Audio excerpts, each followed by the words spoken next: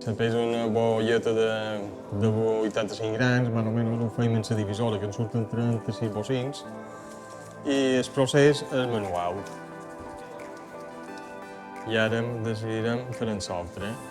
Una la farem de carn i l'altra la farem de carn i pèsols. És important que la carn estigui bé de gust i de trempada, perquè resulta que per jo una panada que és fada pareix que menges carn crua, no té gust de res. Han de posar que han de ser generosos en la posar perquè llavors la carn té tendència a encoir-se. Què passa? Que llavors es queda buida. I ara, la de carn i pèsols també és el mateix procés. Posam el pèsol de vall. Hi ha gent que a vegades ho fa al revés, tot això és a gust. N'hi ha molt que posen la carn de vall i el pèsol damunt. A mi m'agrada així perquè almenys la grassa regalima per avall.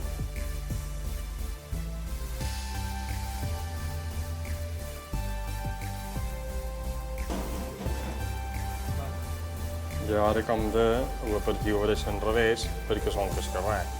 Però, vamos, tampoc no és que tingui molta importància. Una vegada partiuada no serà molt coneixedor. El que passa que hi ha gent que té el partiu més petitet, hi ha gent que té el partiu un poc més gruixat, dependeix dels dits, de vegades són més petits. N'hi ha molts que la pessiguen així i hi ha molta gent que també la pessiga antigament amb pinces.